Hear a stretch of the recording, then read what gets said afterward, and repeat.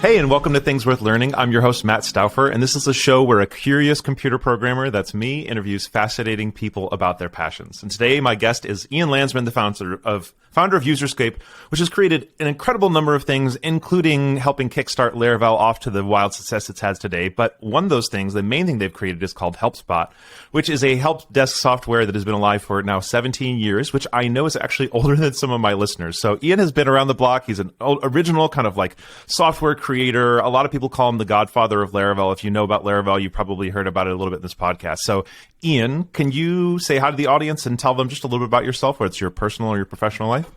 Yeah, hey, great to be on. Thanks for being here. You covered a lot there, but definitely kind of the kickoff of everything for me was founding HelpSpot, 17 years ago, basically. And yeah, 3 kids, so I think we have some connections on that front as well, on the kid front, and beautiful wife. And so, yeah, that's kind of it. I'm kind of just living the dream there. I get the house, the kids, the wife, the business. Love it. I love it. Sort of what I've been doing for a while now. And before this, I never had a job for more than like 2.5 years. And like That's wild. 17 years working on basically the same thing. So it's been a trip. I'm since we've never talked about it, I'm assuming you don't have ADHD, but I also always think of you as very much like this, like just creator. You've always got new ideas type. And it's funny because I read these books about people with ADHD, and a lot of them say like, we couldn't keep a job somewhere else, so we created a space in which we could be successful. And I know that Dan and me, my business partner, like we both are like, my other jobs haven't been so great, and now I've made this thing, and I love it, and I hope I stay here forever. So, yeah, no, I'm not officially diagnosed with anything, but I mean, I do think there's an element to that. I'm definitely like creating the place where I can go off and, like obviously, if you have a job where this is your task that you have to do, and you're responsible for this, then I mean, some people love that, right? A lot of people, and that's the majority of people. But I think for me, that would be hard to keep interested. So the ability to just like check out once in a while. And, this is also a huge area where I know you have the same thing with just a great team of like people where like sometimes when I get distracted and I wander off, like they're there to like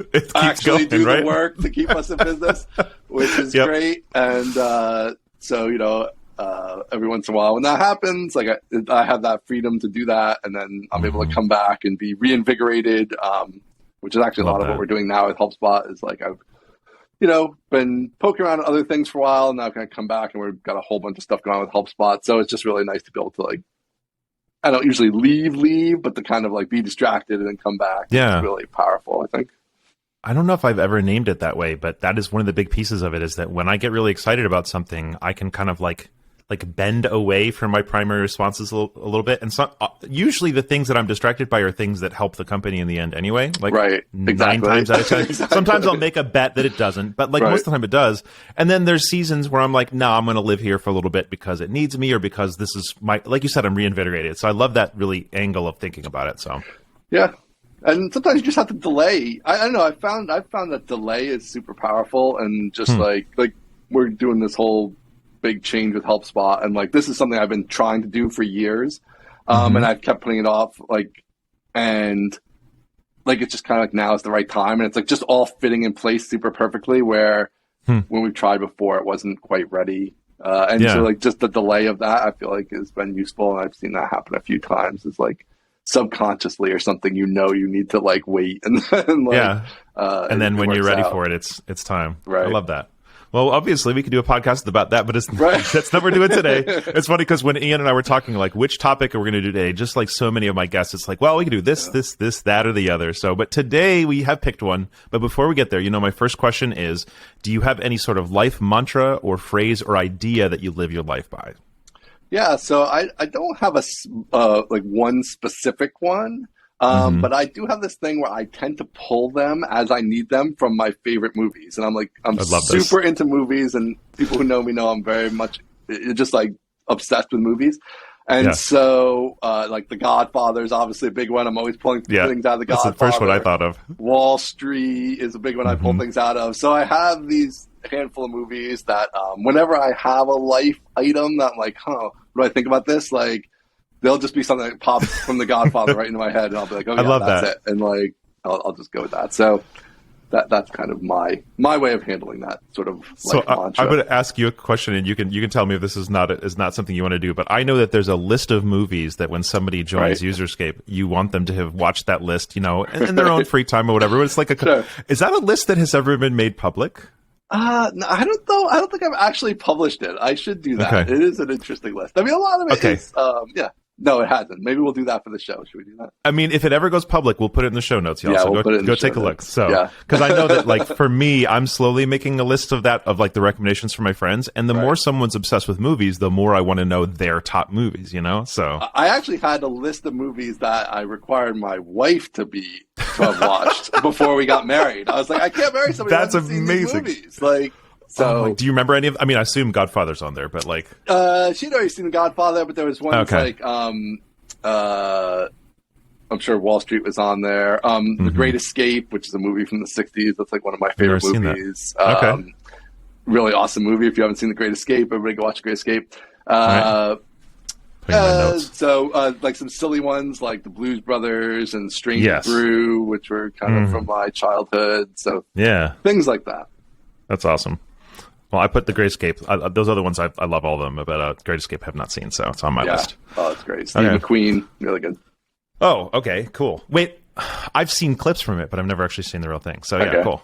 Yeah, that's great. So we're also not talking about kids today, but one of the things I just came to my mind because I love the way that you approach kind of parenting, and it involves a lot of joy, I think. And so one of the things I thought of that maybe you even taught me, I'm not sure, is I'm making a list of all the movies I'm eventually going to have my kids see, but I keep one, and I'm like, oh, you're not old enough for this, you're not old enough for this. So I was just like, why do I not just write them down? So I'm now creating a list of how old do you have to be before you see this movie, but you're gonna see it at some point, so I can feel like at some point I've given them those kind of parenting experiences I need via movies. So yeah, exactly. I definitely have that list. We've been going through that. It is interesting. The age is tricky. I'll be interested. Maybe you can update me over the coming years. But there's age. I think the kids are different. So you have two kids. So when the one's ready, the other one might not be ready, and then the younger ones tend to just catch stuff that the older one's watching anyway. So I feel like they get more ready earlier. So there is an interesting dynamic there.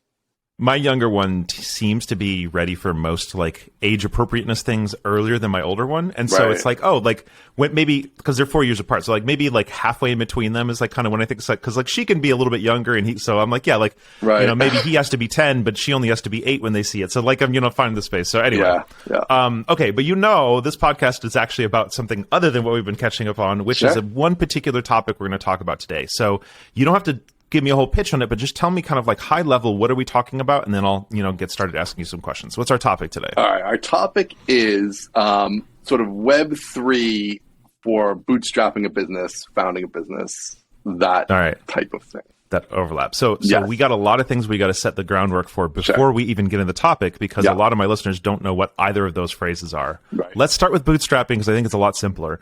What's the simplest definition of bootstrapping a business?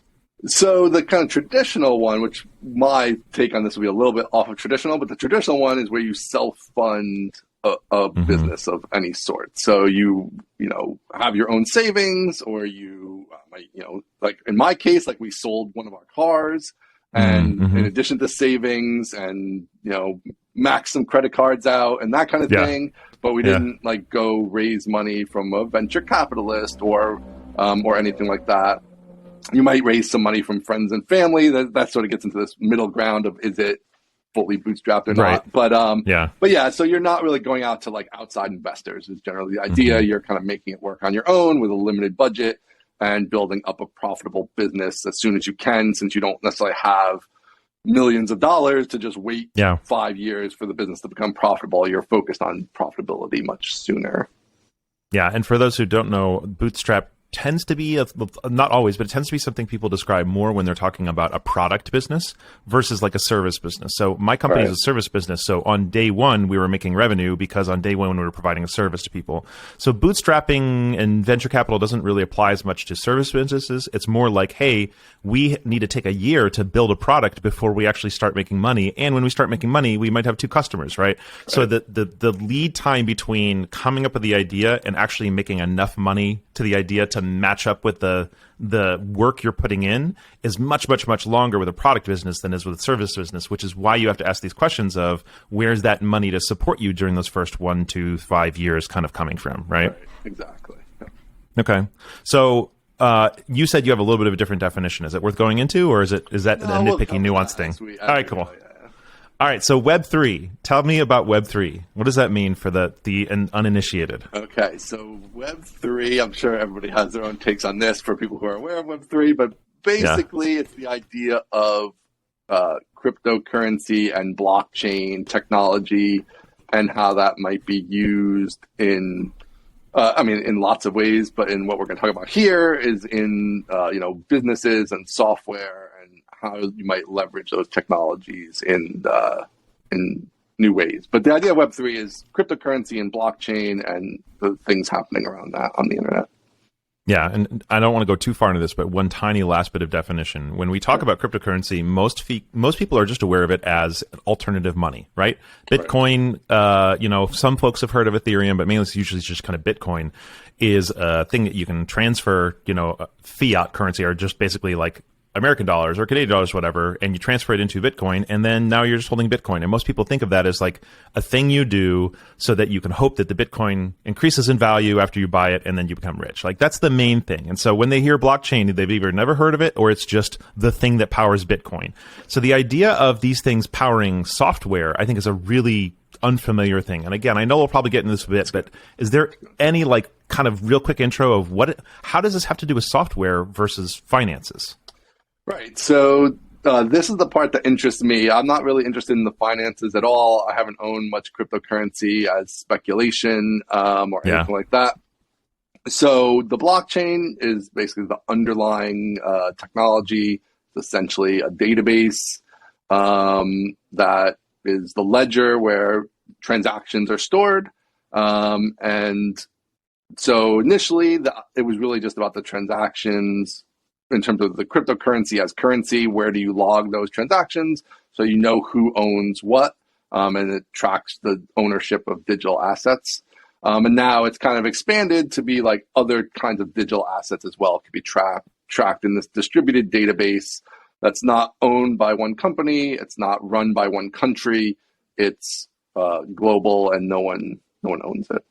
Yeah, and that's really helpful. And if you think of ledger, most of y'all, if you've heard the phrase ledger, you think of like a bank ledger. So like imagine a bank starts with $1,000 and the first entry is added $1,000, and then they sign up a customer, and that customer puts in another $200.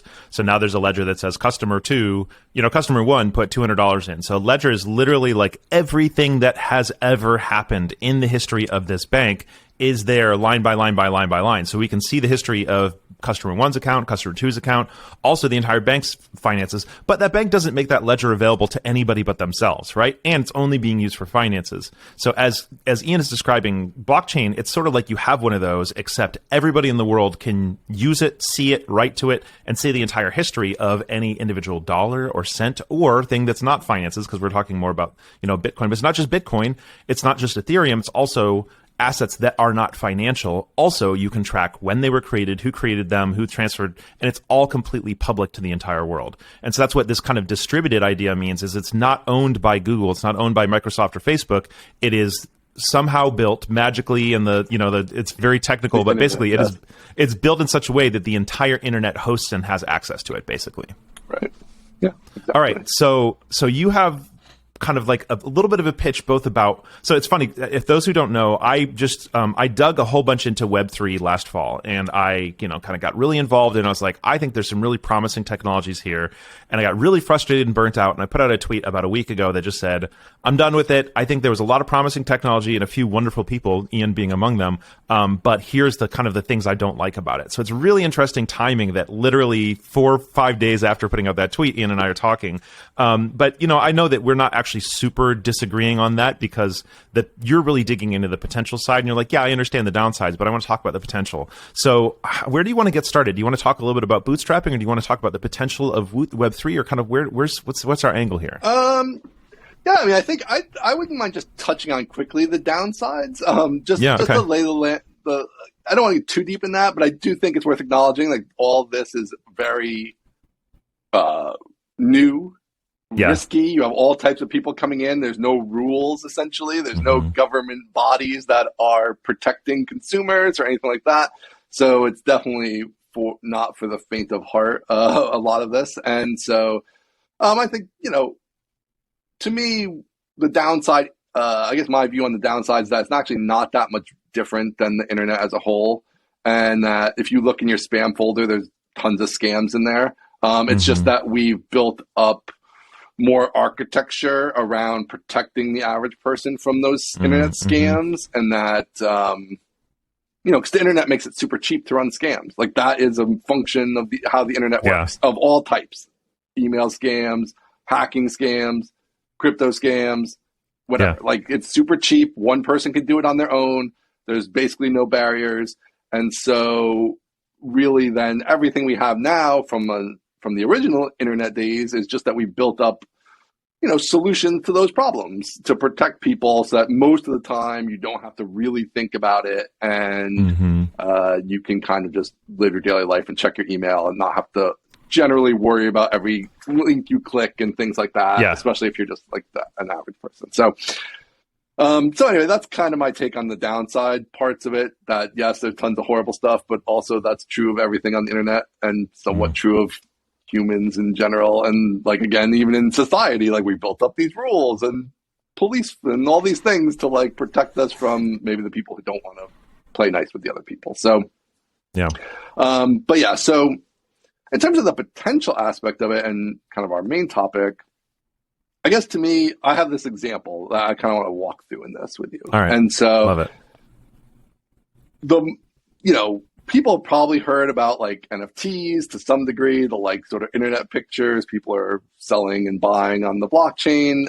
Basically, if you heard like Bored Ape Yacht Club or these things that have been in the news.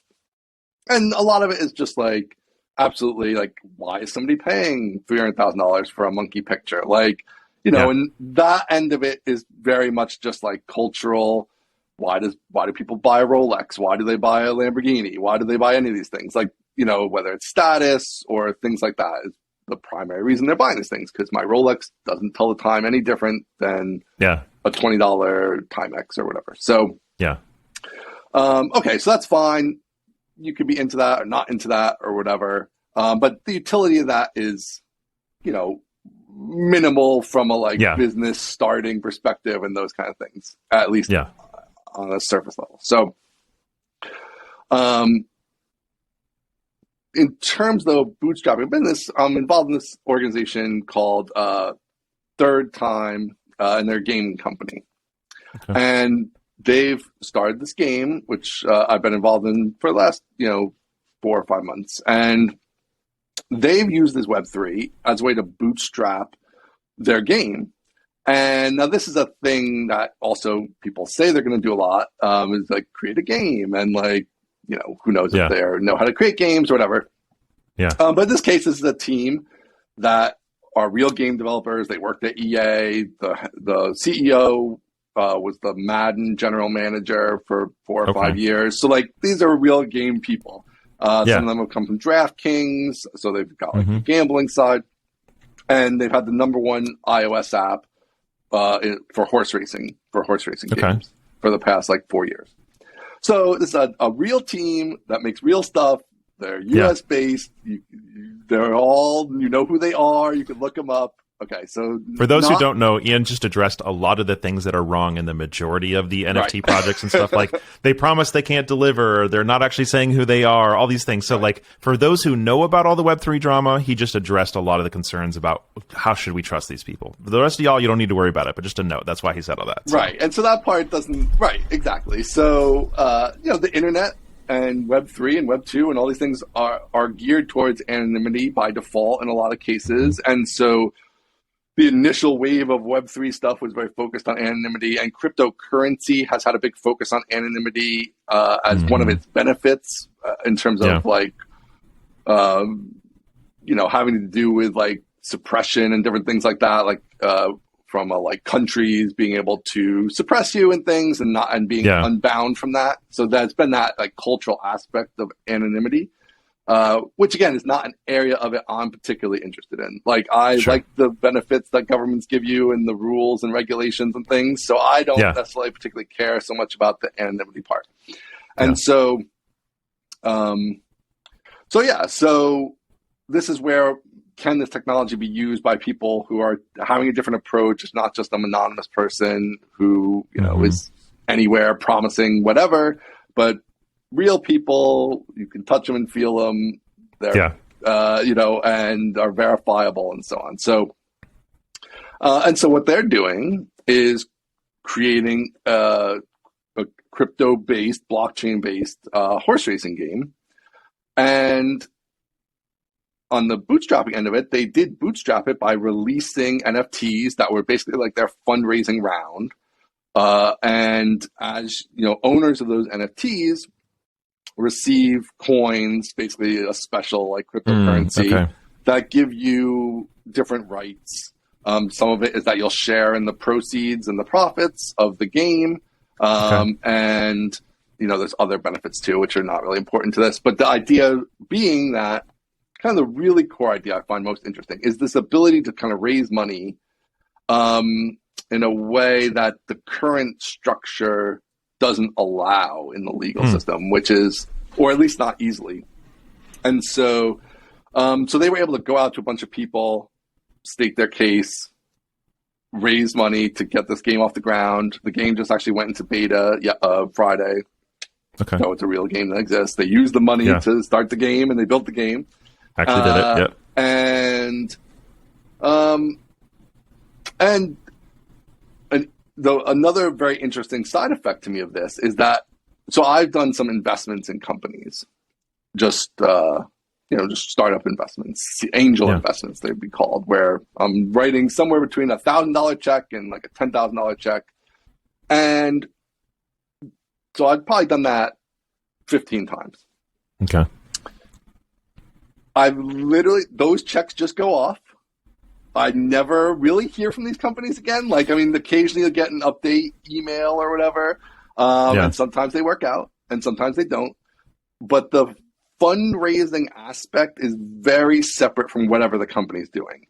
The company doesn't really get a lot of benefit out of the people they fundraise from other than the money, which is a huge thing, but they're really just getting the money. And, they might occasionally get a few connections or whatever, but really you're primarily just getting the money. Whereas another interesting aspect of this is that they've created this huge community, and this community is heavily involved. Like, I built this whole website where people can do all this analytics. I'm not going to get into the details of it, but you can do a bunch of analytics around the game. Other people have written all these in-depth analytic articles. This is all before the game even launched. Like a huge, excited community that's constantly talking about it, bringing people into the fold on it.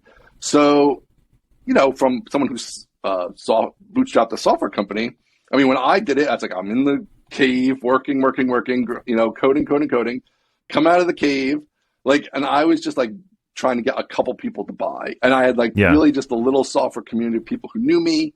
And that was it. Like, I had no real connections. I had nobody out there advocating for me at all, really, in terms of other people doing stuff around the business or things like that.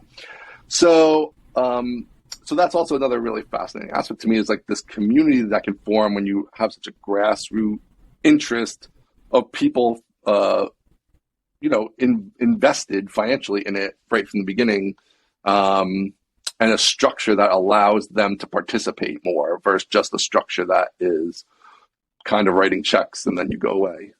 Which, I mean, honestly, there's a lot of people who want to do that too, and that's great. But so can I pause you and ask what structure about web? So like, if I were to imagine two scenarios, so you got the exact same company, and one of them is going to ask for people to give between $1,000 and $10,000 so that they can go write traditional software, and one of them is going to ask for you to buy NFTs that are worth between $1,000 and $10,000 so they can go write software.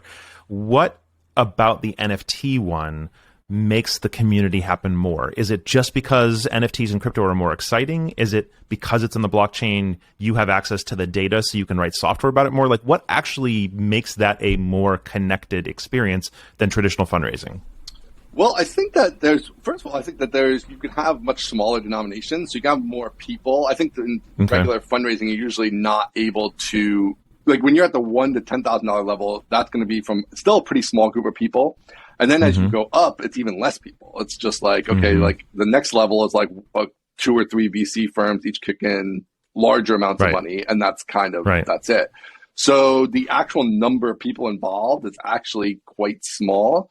Whereas this, I think they sold like initially it was like 5,000. So now you have like, all right, even if it's not actually 5,000 people, maybe it's 3,000 people. So now you have 3,000 people who are invested in this as opposed to 20. And then also I think the 20, I think you're probably looking at different types of people with different time availability. Like I've been like running this business and I didn't always have a lot of time. Like when I wrote this $1,000 check or $5,000 check, like you're probably not going to get a lot more time out of me, generally speaking. I mean, I'd always be happy to like do a phone call and answer questions or things like that. But generally speaking, I think the people writing those kind of checks in the traditional setup are just not going to have a lot of time to give you. And so I think when you can do smaller amounts, because I think these weren't $1,000 initially, they were probably like $100 or something like that. And so, you know, when you're at that level, there's a lot more people who can be involved. And so you just have that broader community. And so you have thousands of people who feel like they have an ownership interest on, you know, one level or another. And, you know, those people are then engaged. And, I do think there is like part of the community aspect. There's a cultural aspect to how Web3 kind of is set up right now, where there is more of a community focus than in traditional software, where nobody's really building a community pre-launch in software. Like, you know, occasionally you see it, and I think it's a great idea, but doesn't actually happen very often. Yeah, and for those who don't know, one of the things Web3 tends to do is when someone's coming up with any kind of a project, whether it's an NFT drop or whatever else, they'll usually have a Discord, which is like a chat room, and they just have a group of people who just get really excited about the thing. And that might be temporal. That might be something that happens at the beginning of Web3, but in 5 years, if Web3 is still around, it won't happen.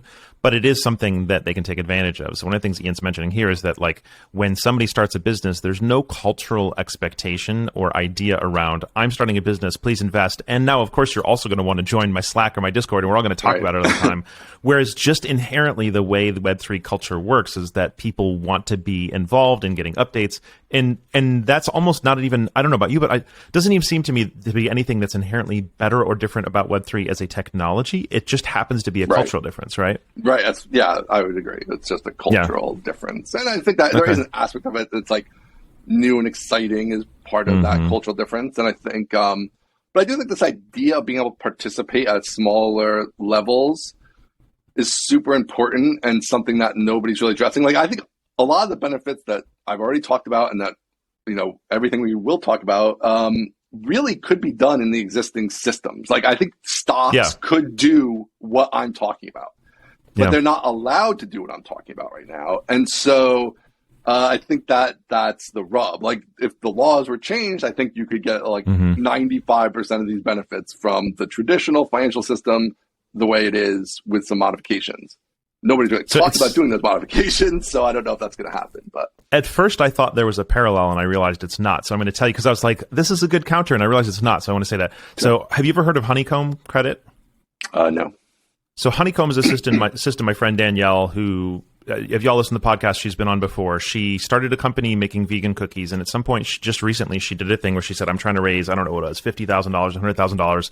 She used this company called Honeycomb Credit, but the difference is you can give as much as you want or as little as you want, and she communicates with you about how it's going, but the expectation of Honeycomb is that there's a very strict payoff structure, and so, like, you will be paid back within 5 years at this percentage unless she defaults. Here's what default looks like, that kind of thing. So the end result of Honeycomb, while you can give as little or as much as you want, is money back with interest, not some kind of proof of an ownership stake, which is what you're talking about. Like, stocks are the only really great parallel where you own like a particular percentage of the business, and that gives you a particular benefit. And like you said, it's so regulated, you can't get anything other than very specifically named benefits from holding a stock. Whereas with holding an NFT, you can get whatever benefits they want. You can get extra coins in the game. You can get a little gold star next to your name in the game. You can get early access to the game. So versus Honeycomb, where you can give as much as or as little as you want, the only payback there is the money back. With NFTs, similar to stocks. You keep holding it, but unlike stocks, they can be creative with more things, where stocks are super limited. Is that kind of where you're coming at from that? Yeah, I mean, like the honeycomb thing is basically a loan. It sounds like a loan, essentially. Yes, it's just yes. Right. So there's no like unlimited upside. The upside is capped, which is your risk is capped, your upside's capped, and that all makes sense. So in this photo finish, for example, if you're a holder of the government tokens, which you get by owning the NFTs, then you don't have a capped upside. Like if the game becomes gigantic, like you're going to receive your percentage of the profits of the game like indefinitely. And so, that's kind of the unlimited upside, which is like a stock, right? Like if you own 20% of a company, then that company gets huge. As long as like they grow. You just own 20% forever, and you have the unlimited upside. But I think it just drives that to the very early stage where like, he never wrote me back, but on Twitter, Patio11 had a little tweet storm about this, and he was saying how like this is all silly because you could do the same thing with stocks. But I feel like, so for those who don't know, Patio11 is sort of internet famous guy, friend of mine. I don't know if you know him, Matt, or not, but I don't know him in person. Okay, I've known him forever, since before I started UserScape, and he works at Stripe now. And to me, like Stripe is the perfect example of everything that's wrong, because Stripe, and for those who don't know, Stripe is this payment processing company, credit card processing for the internet, and it's super huge. It's been a private company now for like 11 years or something like that. It's in the old days, it would have gone public many, many years ago, but everybody tries to avoid going public now. So they're still not public. And so here it's like, okay, well, you could, so his point was like, you can go in when the company IPOs, you can invest in it, and that's the same thing. But it's not at all the same thing, because now this is the biggest company on the internet. Everybody loves Stripe. Everybody would love to own a piece of Stripe. You literally can't. Nobody can just have a piece of Stripe. They still haven't gone public. And by the time they do go public, they've pushed it off so much and have had so many rounds of investment that you are not buying the upside of Stripe at that point. Like the upside of Stripe has been already claimed. Realized. Realized by like... Because this upside is coming from, I have the vision early on that they're going to do well, right? So what you're saying there about the upside is basically, like if you, Ian Landsman, 11 years ago, saw the potential value of Stripe, what you wanted to be able to do was to buy in 11 years ago when nobody was sure if it was going to take off, and then you get paid off because you realized it when they didn't. And that's something that's not possible with Stripe because you never got that chance. And now by the time they were to go public, if they did, everybody knows it, and the people who are able to benefit from that realization have been benefiting from it privately, basically. Is that kind of where you're going with that? Yeah, and and I have a literal example. I mean, I was the person you're talking about Stripe specifically. Yeah, I was talking about Stripe forever ago. I've told who knows how many people have Stripe. I mean, I'm involved in Laravel. Laravel has this huge Stripe package that everybody uses.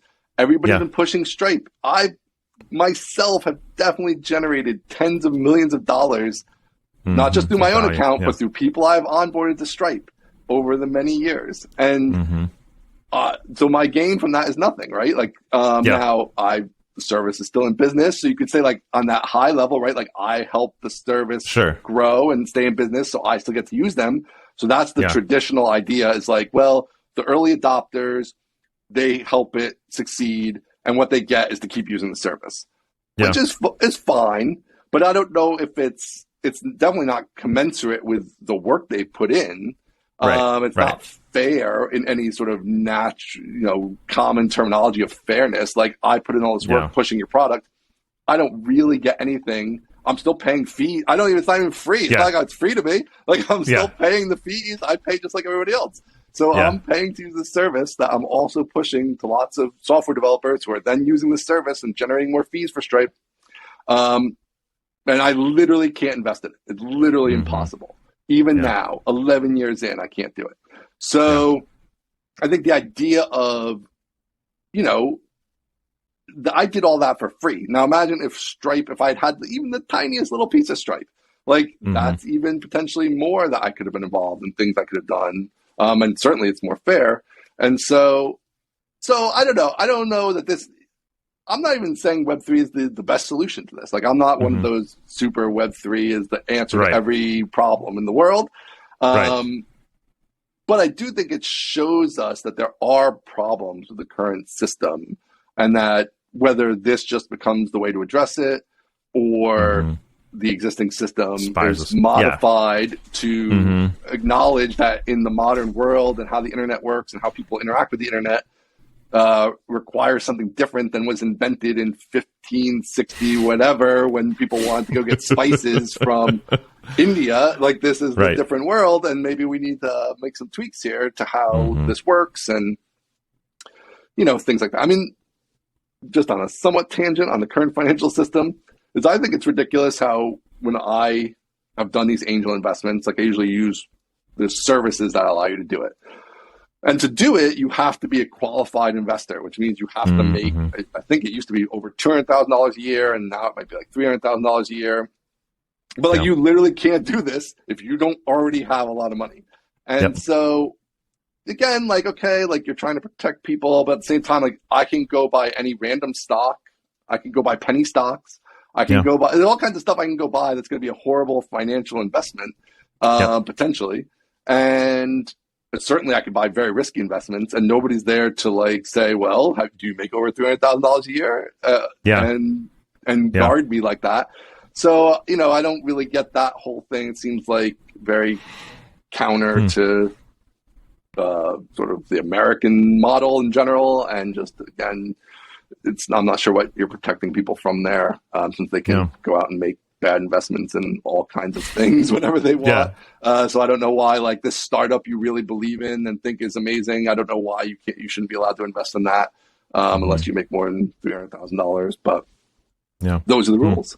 So and it's interesting because a lot of the criticisms that I think I really want to dig into, not in this podcast, but in general, of crypto, are the ways real people, especially real people who have not traditionally been given access to like financial options, have gotten excited about the financial options that they have with Web3, gone in and then gotten burned by scammers, or by, Solana dropping from 180 to 40, dollars within the span of a month or two or whatever.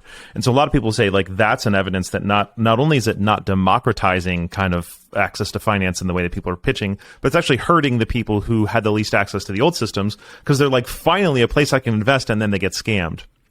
Which is a Go ahead. No, I was going to respond, but I'd rather hear your response. So okay. Well, my response is just that I don't really see that as any different than most anything else in terms of investing in finance. And I think because at the same time you've had this whole thing with Web3 the past year, you've had the exact same thing in the stock market and Robinhood and GameStop and AMC movie theaters and all these stocks that went up, and Airbnb and Moderna, and all these same things were like, I bought Moderna at 400 and now it's worth 100 or whatever. Like it's literally the same thing.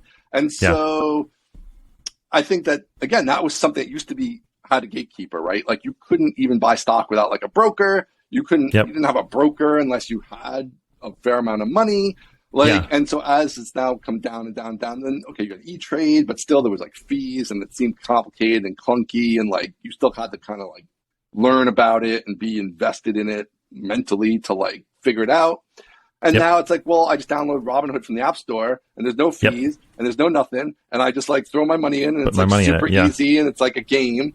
And so I don't know, like there's like, I think it's more of a bigger issue, like a financial literacy issue. And I think it's just bigger than like, oh, it's crypto or, oh, it's, a stock or whatever. Like it happens in a lot of areas now. And I think there's just a lot of volatility around all that. And I don't know how it's going to work out, but I do think it's like broader than just crypto.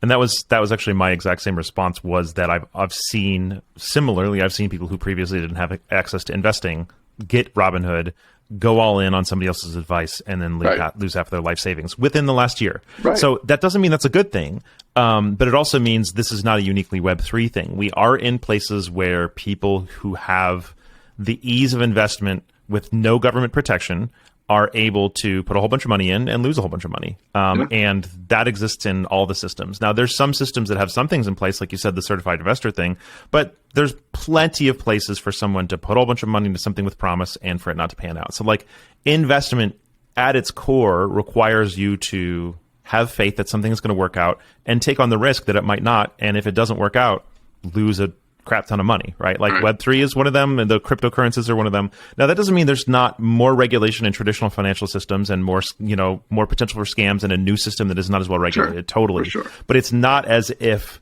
I think one of the things I would respond against here is that a lot of people have this very, not teetotaling, but whatever. Like, if you have anything positive to say about Web3, you support everything about Web3. And if you have negative things to say, so like the moment I said, hey, I'm diving into a little bit of Web3 stuff last fall, I got added to a whole bunch of lists of the sheep, the idiots who think these things are good. And then the moment I said anything negative about Web3 last week, instantly I got a whole bunch of people who followed me because they're like, and then I go to their bio and they're like anti-crypto people. And I'm like, hold up. I'm not an anti-Web3 person. I'm not a pro-Web3 person. I'm just a human being who looks at the good and the bad of every system. So I know that was a tangent. Like the ultimate. I mean, this is just how everything has become, right? Like politics. Politics. I have lots of if you just looked at my Twitter profile, you would think I'm the farthest left person you've ever met. Like, I'm out there. I'm totally extremist.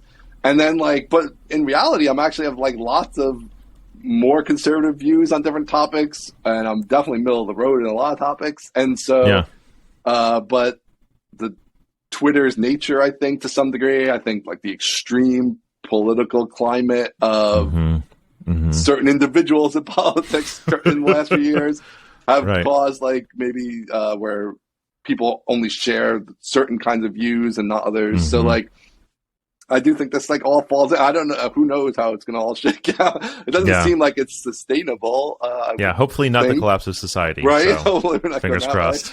But it does seem like something's going to have to shake out there. But I think it's again, bigger than just tech, right? It's sort of a great point. Right now. So, but I think I'm definitely not one of those people. I'm not there's a person I know, who's you're going to buy your house on the blockchain. And I don't still know. There's all this other stuff that's involved in buying a house. It's not just moving the money. The moving the money is a part of it, but there's all this other stuff involved with buying a house. I don't know if I could do it with the blockchain. There's a lot. There is those people out there. I'm definitely not one of those people, but I do think it's a tool that for a moment in time, if you're a person or company with good intentions, with a real idea, that is potentially an interesting path versus what has traditionally been possible, whether it's going to a VC, whether it's, and we're going to be in a phase here where I think some of those things are going to tighten up a little bit.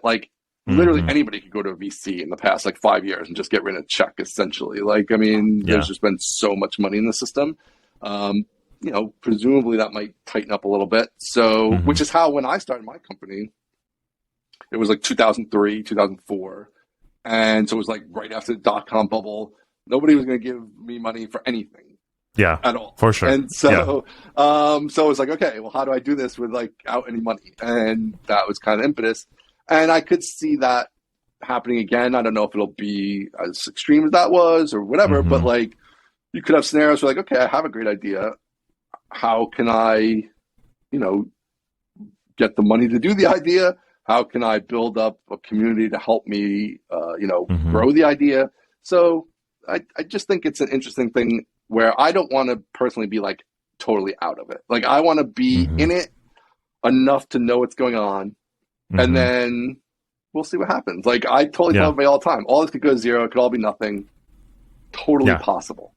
But I also think it's possible that's not true. And so I don't want to be in 5 years, oh, I totally dismissed this thing as useless. And, oh, wow, actually it wasn't totally useless. And now I'm 5 years behind. So that's kind of my thinking on it.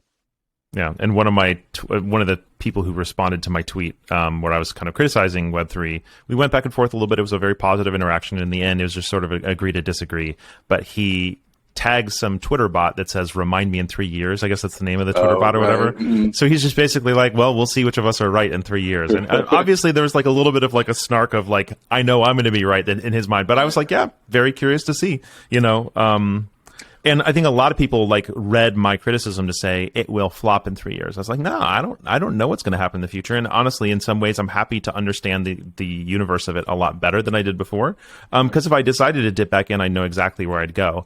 However, I've also decided that like it's not the thing for me right now, you know, and that's my own individual personal decision to make. So, I think the area of what was going on 6 months ago, like when you got involved, like that part doesn't really interest me anymore either. It's like you evolve and you see like, okay, what can I use these different things for or not, and what's interesting and what's not. And so my evolution has definitely been more in this, like, people doing interesting projects, real teams doing real things. Like, those are where my focus is. And they're, like, very much limited it down. Because I understand the technology now. I get more about what's possible.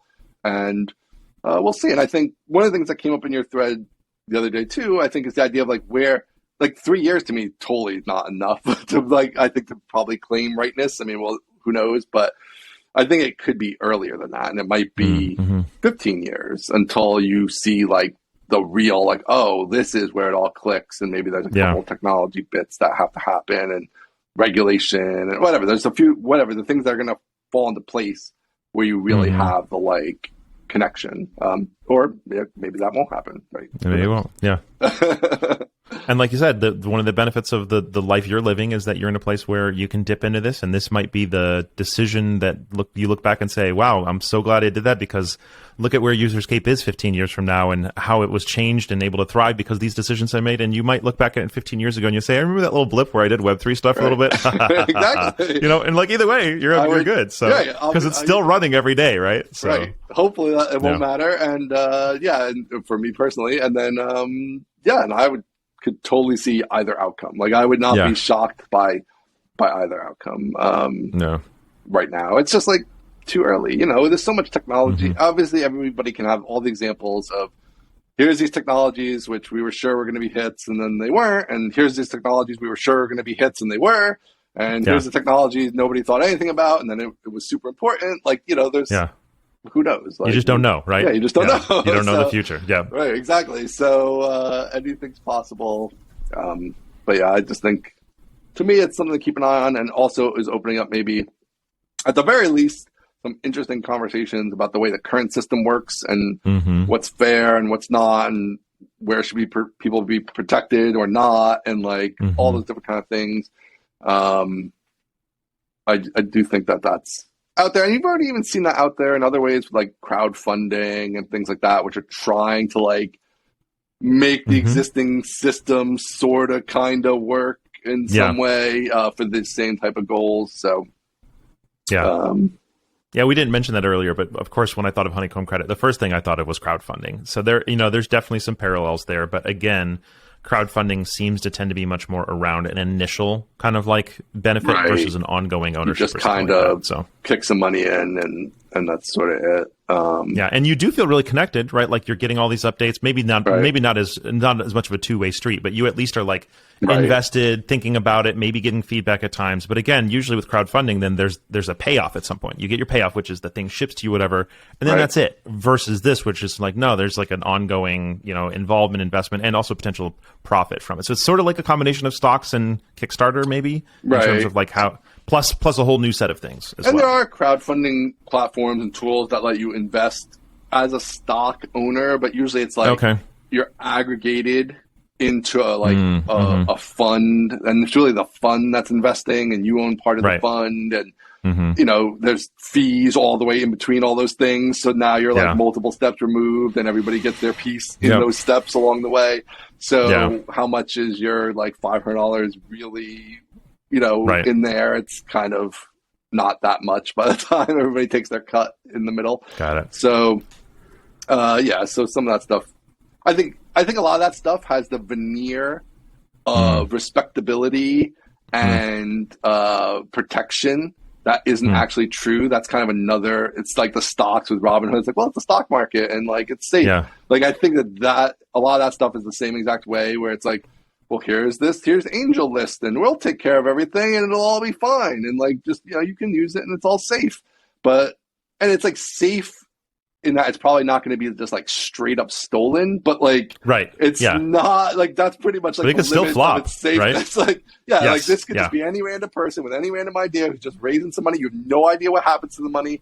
Like it's I mean, I've never really been explained when I've done those type of ones where like who's responsible for anything. Is the fund organizer? Do they know the founders?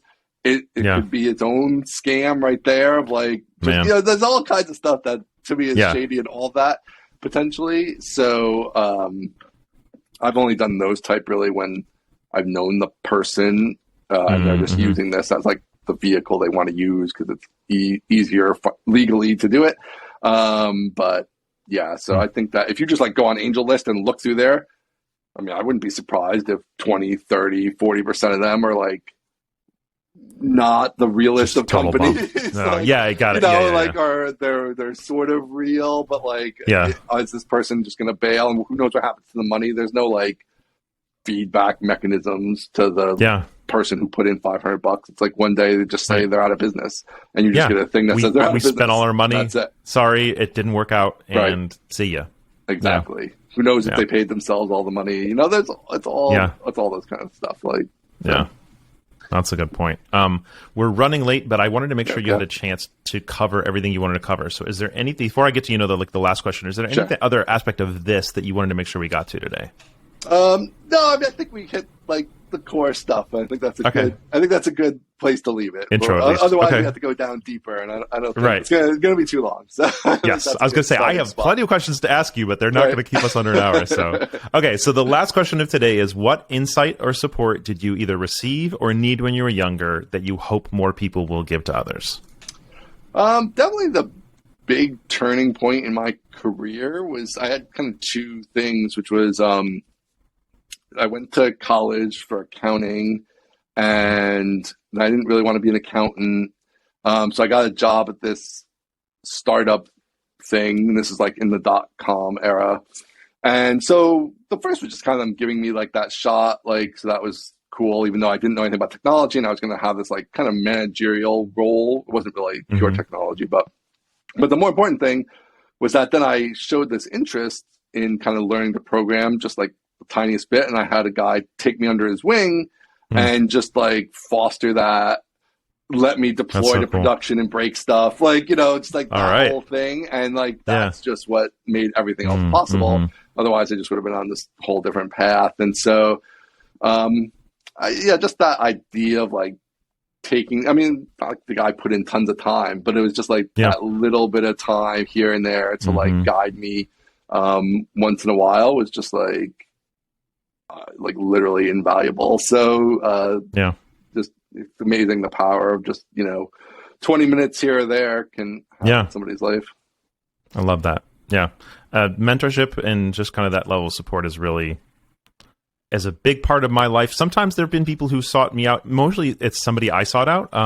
But if they weren't there to be sought out, if they weren't willing to put that time and energy in, it still would have had a really big shift in my life. So that's a great note. All right, to wrap it up, if somebody thinks you're amazing, wants to learn more about you, about UserScape, or even about the racing thingy that you're talking about, Photo Finish, how do we follow you? How do we support you? What does getting more Ian Landsman in our life look like? Ian Landsman on Twitter is kind of the main. All these things will cross over in there for sure. Is probably the main spot. HelpSpot.com is the main product, and and Photo Finish. If you search Photo Finish Live, you'll get a website that talks about the horse racing game and kind of goes over the major details of that. If you're interested in sort of Web3 and NFTs and kind of a use case that's more than monkey pictures and things like that don't really have any revenue practical value. Or company ideas behind them. If you want something that's got a little more meat to it, then I would check that out. Awesome. Ian, dude, I cannot thank you enough for spending time to talk to us. Obviously, you got to come back at some point so we can talk about many of the other ideas we had. But for this particular one, thank you. I really had a great time having you. All right. Thank you so much for having me. This was awesome. Love it. To the rest of you all, we will see you next time. And until then, be good to each other.